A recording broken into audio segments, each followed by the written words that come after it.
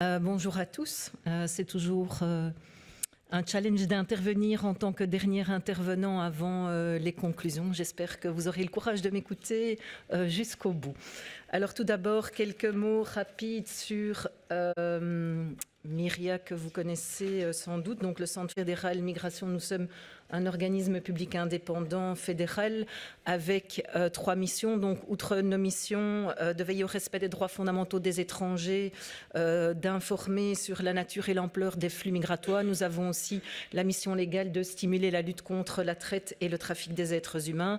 Et dans ce cadre-là, nous avons été nommés rapporteur national indépendant sur la traite des êtres humains. Comme chaque État membre a dû désigner au sein, chaque État membre a dû désigner en son sein un rapporteur national ou un mécanisme équivalent. Nous sommes également membres du point de contact de l'EMN. Concrètement, que faisons-nous en matière de traite et de trafic des êtres humains? Nous élaborons chaque année un rapport annuel et indépendant sur l'évolution et les résultats de la lutte contre la traite et le trafic des êtres humains en Belgique. Nous avons aussi la capacité d'ester en justice en matière de traite et de trafic des êtres humains. Par ailleurs, nous sommes aussi membres et nous assurons le secrétariat de la cellule de coordination de la politique en la matière. Et enfin, nous sommes chargés aussi de veiller à la bonne collaboration entre les 3 centres d'accueil spécialisés dont j'exposerai brièvement les missions plus tard. Alors, quelques mots de notre rapport. Donc, nous avons publié en octobre notre dernier rapport en matière de traite et de trafic des êtres humains. Et ce rapport est notamment consacré à la question des mineurs, de traite et de trafic des êtres humains et notamment aux victimes nigérianes mineures. Dans ce rapport, nous faisons aussi une analyse des dossiers, de la jurisprudence, nous faisons aussi des recommandations aux autorités et nous présentons quelques données clés. Voilà pour ce qui concerne Myria. Alors quelques mots rapides aussi pour ceux qui ne le connaîtraient pas du cadre belge de lutte contre la traite et le trafic des êtres humains. Tout d'abord, notre définition. La traite des êtres humains est définie dans le code pénal belge et contrairement aux instruments européens qui définissent la traite par 3 éléments constitutifs, un acte, des moyens et une finalité d'exploitation, la définition belge se caractérise uniquement par l'acte et la finalité d'exploitation, donc l'acte qui consiste au fait de recruter, transporter, héberger, accueillir une personne notamment dans un but d'exploitation et les finalités d'exploitation sont énumérées limitativement. Donc il s'agit d'exploitation sexuelle, d'exploitation de la mendicité, de travail ou de service dans des conditions contraires à la dignité humaine, du prélèvement illégal d'organes et de la contrainte à commettre un crime ou un délit. Alors, il faut rappeler aussi que le consentement de la victime à l'exploitation est indifférent, sauf en ce qui concerne bien évidemment le fait d'être forcé à commettre un crime ou un délit. Dans le cadre de la traite, la victime peut être un Belge ou un étranger. Et comme je l'ai dit, la Belgique a repris n'a pas repris dans la définition de l'infraction les moyens, mais les a repris en circonstances aggravantes, donc notamment la violence, les menaces, la contrainte, la minorité de la victime également. Alors la traite se distingue du trafic des êtres humains qui lui est défini dans notre loi sur les étrangers et qui consiste donc à contribuer directement ou par un intermédiaire à l'entrée, au transit ou au séjour illégal d'un étranger hors Union européenne, et ceci en vue d'en retirer un avantage patrimonial. Donc dans ce cas, la victime est une personne étrangère, donc un ressortissant hors Union européenne, et les dispositions légales prévoient également des circonstances aggravantes similaires à celles de la traite des êtres humains. Quelques mots sur notre système de protection et d'assistance aux victimes. La procédure est définie, elle aussi, dans la loi sur les étrangers et s'applique tant aux ressortissants de l'Union qu'aux ressortissants de pays tiers, ainsi qu'aux majeurs et aux mineurs. 3 conditions doivent être remplies pour pouvoir bénéficier de cette procédure. Donc la victime doit rompre les contacts avec les auteurs présumés, doit coopérer avec les autorités judiciaires, donc en faisant des déclarations pertinentes ou en déposant plainte. Dans ce cadre-là, la victime présumée bénéficie d'une période, ce qu'on appelle une période de réflexion, donc le temps de retrouver un état serein et de décider si il ou elle va collaborer avec les autorités. Cette période de réflexion est de 45 jours pour les adultes et de 3 mois pour les mineurs. Et troisième condition, c'est accepter l'accompagnement par un centre d'accueil spécialisé. Alors la procédure se déroule en plusieurs phases qui dépendent de l'évolution de la procédure judiciaire, et si tout se passe bien, si les auteurs sont traduits devant les tribunaux, eh bien cela permettra à la victime d'obtenir un permis de séjour définitif. Alors, nous avons aussi une circulaire ministérielle qui définit le mécanisme national d'orientation, donc c'est-à-dire comment les victimes doivent être référées vers les centres d'accueil spécialisés. Et ce qui caractérise le modèle belge, c'est la collaboration multidisciplinaire entre tous les acteurs, donc acteurs de première ligne que sont la police, l'inspection sociale, par la suite la justice, donc avec des magistrats de référence, les centres d'accueil spécialisés et l'Office des étrangers, où une cellule spécifique est chargée, une cellule est chargée spécifiquement de délivrer les titres de séjour aux victimes de traite des êtres humains. Alors, le premier moment clé dans ce cadre-là, c'est évidemment la détection des victimes et l'orientation des victimes potentielles vers les centres d'accueil spécialisés. Alors, ce qui est intéressant aussi dans notre système, c'est que cette procédure s'applique tant aux victimes de la traite des êtres humains, mais aussi aux victimes de certaines formes aggravées de trafic des êtres humains. Je ne sais pas si d'autres États ont prévu ces dispositions également pour cette catégorie de victimes potentielles. Donc, les mineurs non accompagnés qui sont victimes de trafic des êtres humains peuvent aussi bénéficier de cette procédure. Alors, autre caractéristique du modèle belge, c'est la spécialisation. Donc, nous avons des services spécialisés au sein des services de première ligne, que ce soit la police, l'inspection sociale, des magistrats de référence au sein des parquets, des auditorat du travail, et nous avons 3 centres d'accueil spécialisés. Ces centres d'accueil sont reconnus et financés par les pouvoirs publics. Et que peuvent-ils offrir aux victimes présumées ? Tout d'abord, un hébergement, si c'est nécessaire, parce que dans certains cas, effectivement, la victime n'a pas d'autre endroit d'être hébergée que chez son exploiteur. Donc là, les centres disposent d'une maison d'accueil à une adresse secrète. S'il s'agit de mineurs d'âge, eh bien, soit les mineurs adolescents proches de la majorité pourront être hébergés dans les centres, mais sinon, en général, il est fait appel à d'autres structures plus adaptées, comme par exemple le centre Esperanto, qui est un centre sécurisé où des mesures de sécurité existent et qui se focalise sur l'accueil de mineurs présumés victimes de traite des êtres humains. Alors l'accompagnement offert par ces 3 centres est de 3 types.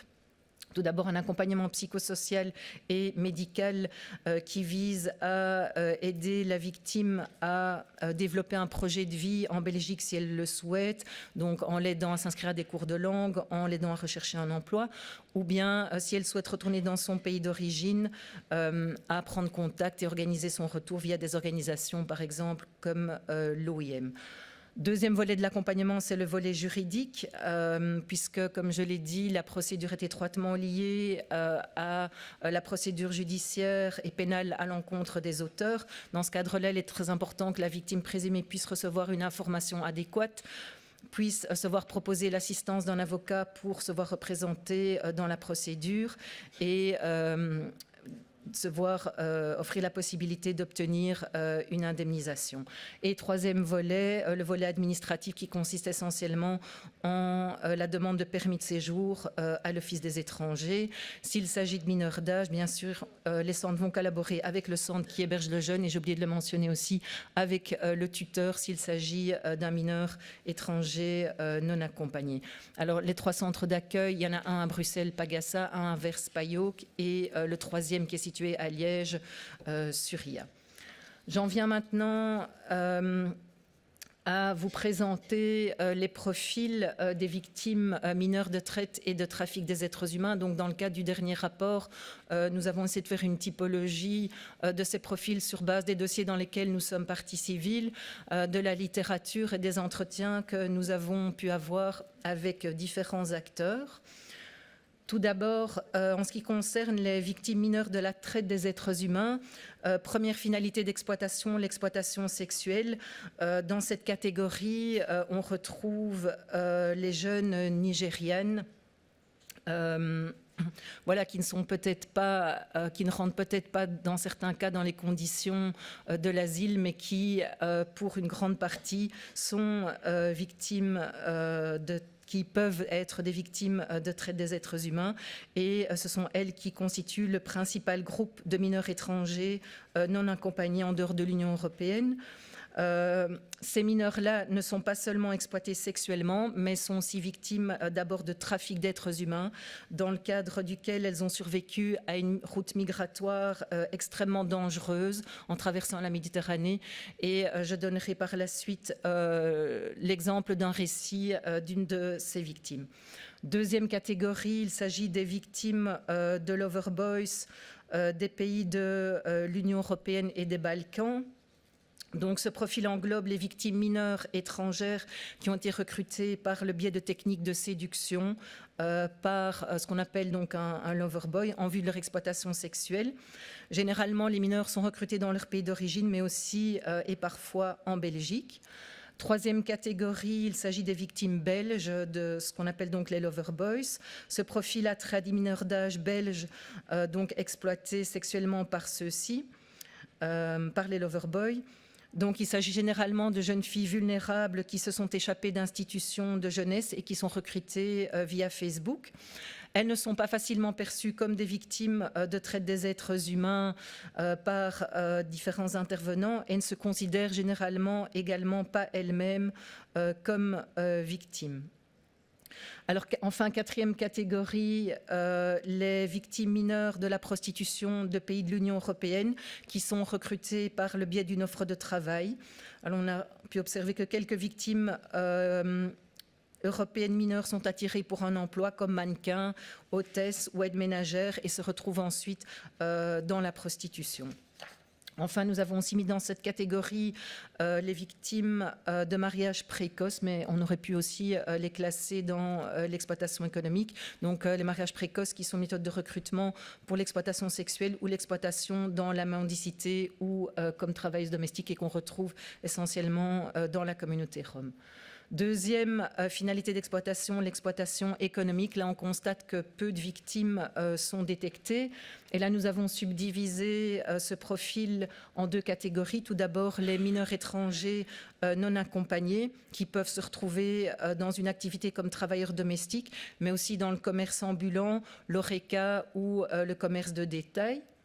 Et deuxième catégorie, des mineurs étrangers accompagnés, ou des entretiens que nous avons pu avoir, notamment avec la police, il ressort que des mineurs bulgares et roumains sont exploités dans le secteur horticole, dans les zones rurales du Limbourg. Il a pu être constaté que les victimes mineures et leurs parents étaient exploités dans le secteur agricole et l'horeca. Et donc, dans ce cas-là, les victimes proviennent aussi bien de pays européens que de pays extérieurs à l'Union européenne. Alors, deux dernières finalités, donc l'exploitation de la mendicité, qui est plus difficile à détecter, qui parfois ne constitue que la seule activité visible d'autres formes d'exploitation, comme l'exploitation sexuelle ou la criminalité forcée. Où là, donc, dans la criminalité forcée, on retrouve aussi des victimes roms mineures forcées à commettre des vols ou, par exemple, des victimes mineures d'âge maghrébines et vietnamiennes forcées de s'adonner au trafic de drogue. Voilà pour ce qui concerne les victimes de la traite des êtres humains. Quelques mots du profil des victimes mineures du trafic d'êtres humains. Tout d'abord, on constate que de nombreux mineurs étrangers non accompagnés se retrouvent dans les transports clandestins. Et donc, il s'agit du groupe le plus vulnérable puisqu'ils se retrouvent dans une situation extrêmement précaire pendant ce trajet. Deuxième catégorie, on constate qu'il y a aussi, dans la plupart des dossiers de trafic d'êtres humains, qu'il n'est pas rare que des familles avec des enfants en bas âge soient transportées notamment dans des camions frigorifiques et donc à nouveau dans des conditions extrêmement précaires. Parfois aussi, les passeurs administrent des somnifères aux enfants âgés de 3 ans ou à des bébés ayant tendance à pleurer pour être surtout sûrs qu'ils ne fassent pas de bruit et qu'ils ne soient pas détectés. Enfin, dernière catégorie, les mineurs dans les camps de migrants. Donc fin 2016, les camps de migrants du nord de la France ont été démantelés, mais de nouveau ont depuis lors vu le jour. Mais on retrouve encore des mineurs dans les vestiges de ces camps et qui demeurent donc un point de chute important pour les victimes de trafic d'êtres humains qui sont transportées clandestinement vers le Royaume-Uni, notamment par le biais des aires de stationnement le long des autoroutes belges.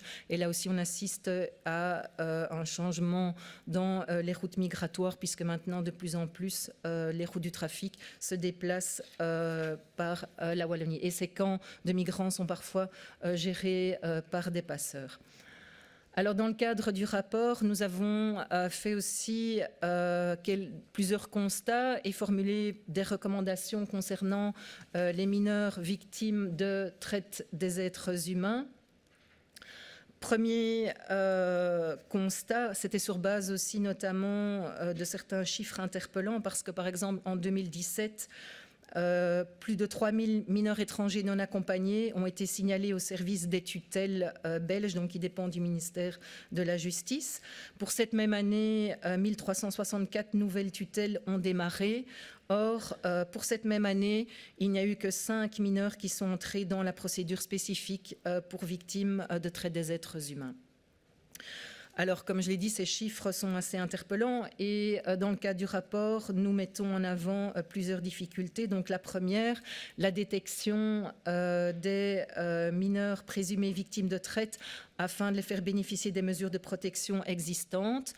En effet, malgré les efforts de formation réalisés, ça je tiens à le souligner, il y a de nombreux efforts de formation qui sont réalisés par les autorités belges, il existe néanmoins encore et toujours des lacunes parce qu'on constate que les acteurs non spécialisés dans la thématique ne savent pas bien les réflexes, les démarches à entreprendre en présence d'un mineur étranger non accompagné et présumé victime de traite. Ils ne sont pas non plus toujours en mesure de reconnaître les indicateurs de traite des êtres humains et n'ont parfois que des connaissances lacunaires concernant la différence entre traite et trafic des êtres humains. On a constaté aussi une méconnaissance du système de tutelle et de la spécificité du statut de victimes. Par exemple, dans ce cadre-là, les mineurs contraints à commettre des infractions seront d'abord vus comme des délinquants, ou parfois, effectivement, on assiste aussi à des réactions inappropriées de la part des services de première ligne. Je vais vous donner l'exemple de la réaction inappropriée d'un magistrat de garde qui avait été contacté par un service de police à Bruxelles auquel une jeune fille nigériane s'était adressée venant d'échapper à sa proxénète. Au lieu d'enjoindre au service de police de contacter un centre d'accueil spécialisé et le service des tutelles, le magistrat lui a demandé d'initier une procédure pour séjour illégal. Finalement, par la suite, les choses ont pu rentrer dans l'ordre. Mais voilà, c'était néanmoins une très mauvaise réaction de cet acteur.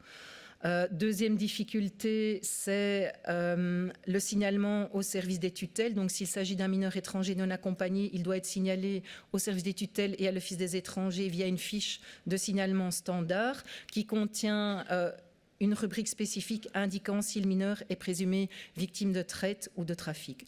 On constate cependant qu'en pratique, cette fiche n'est pas toujours remplie, notamment par manque de moyens humains et que donc le mineur n'est pas signalé au service des tutelles.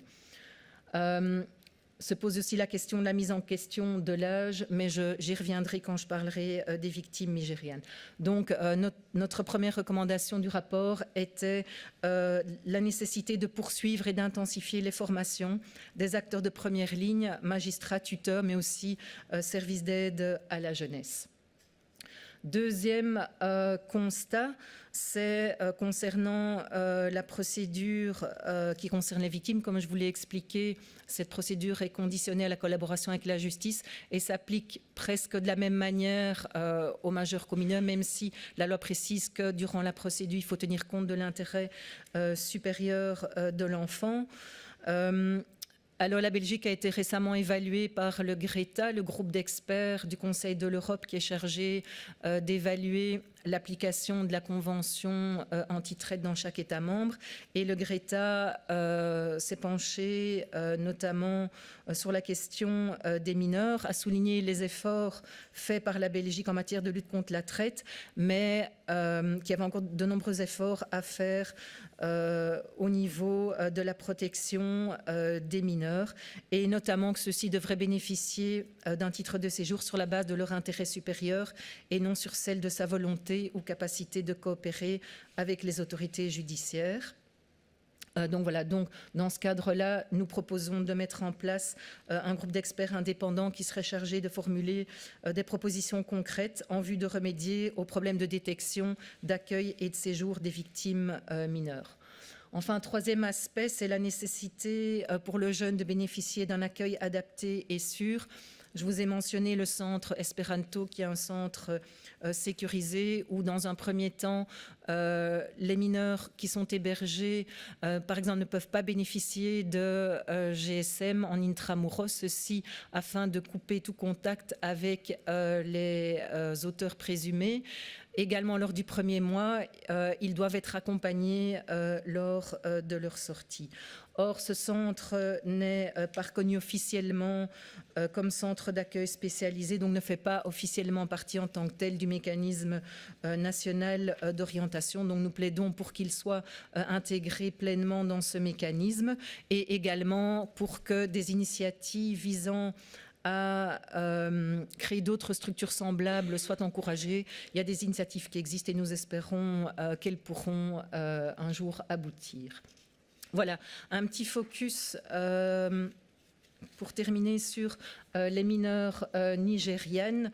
Donc si on prend, là aussi les données sont assez interpellantes, si on prend les données de l'OIM pour 2016, l'OIM qui mentionne que la majorité des migrants arrivés en Italie par la route libyenne étaient des Nigérians, dont 3040 enfants qui sont arrivés, j'ai oublié de préciser, vivants, ce qui veut dire qu'un grand nombre, effectivement, se sont noyés lors de la traversée.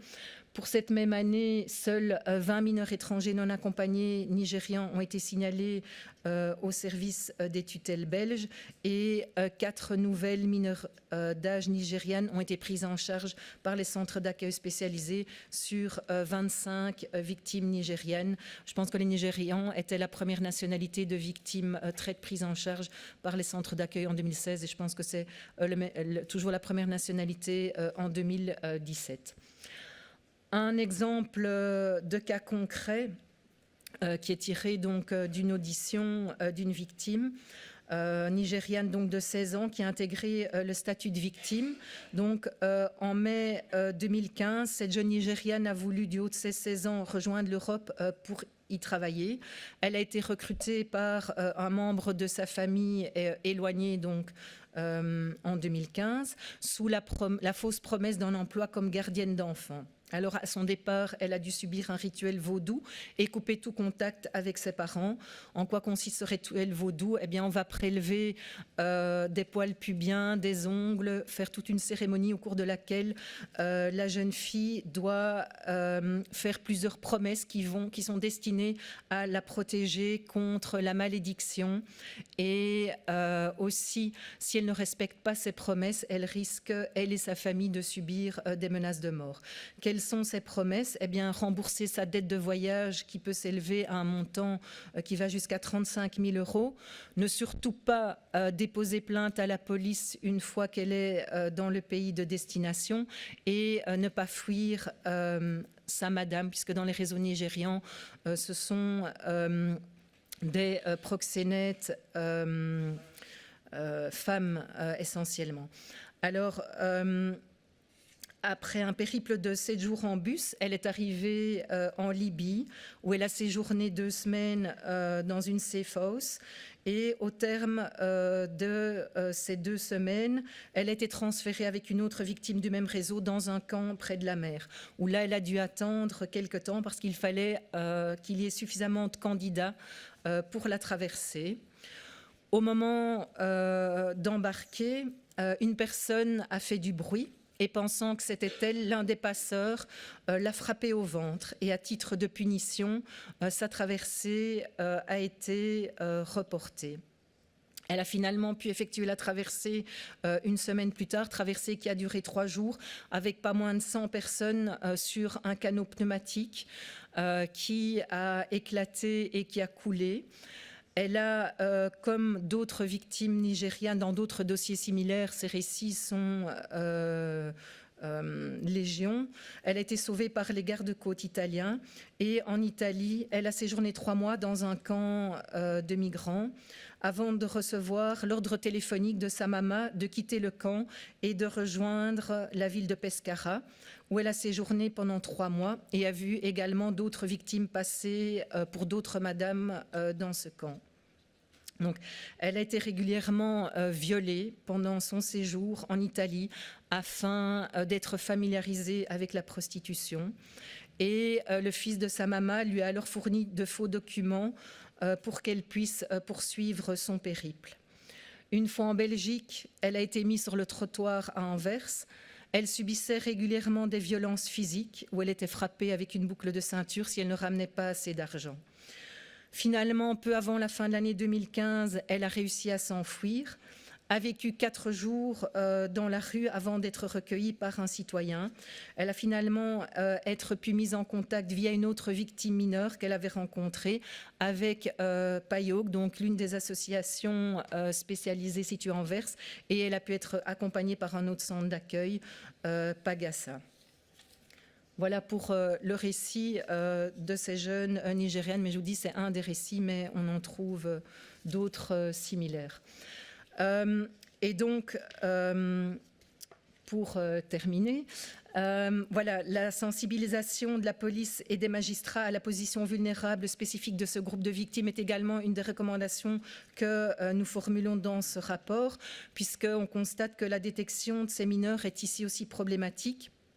En effet, les jeunes filles nigérianes sans papier sont souvent obligées par leur proxénète de se déclarer majeures et sont manipulées par la voie de rituels vaudous. Donc, une de nos recommandations, c'est de sensibiliser les services de police au fait qu'ils peuvent notamment mettre en question la majorité de ces jeunes filles et les signaler au service des tutelles en tant que mineurs étrangers non accompagnés. D'autre part, il n'existe bien souvent qu'une seule occasion de sauver une telle jeune fille lors d'une interception avant qu'elle ne soit déplacée par ses exploiteurs, parce qu'il faut savoir que ces réseaux sont des réseaux internationaux qui sont actifs dans toute l'Europe, et dès qu'une victime se retrouve dans le radar de la police, eh bien, elle est déplacée vers un autre pays. Donc, c'est très important d'assurer un accueil sécurisé pour s'assurer qu'elle ne retombe pas dans les griffes du réseau. Enfin, briser les sorts vaudous est un autre challenge et un autre élément crucial qui requiert une approche qui inspire la confiance de la victime et qui suppose également une connaissance approfondie du phénomène. Donc ici aussi, une sensibilisation de tous les acteurs de première ligne est nécessaire et nous considérons donc lors de l'interception d'une victime nigériane, il faut directement impliquer les services spécialisés de la police qui eux aussi doivent disposer de davantage de moyens. Par exemple, par ailleurs, un exemple de bonne pratique est le fait que certains services de police collaborent avec d'anciennes victimes nigérianes qui savent comment approcher ces victimes, connaissent les problèmes et dilemmes personnels auxquels elles sont confrontées. Et donc, nous pensons que c'est un exemple de bonne pratique à encourager. Voilà, je termine sur ces mots. Je vous remercie de votre attention et je reste à votre disposition pour toute question.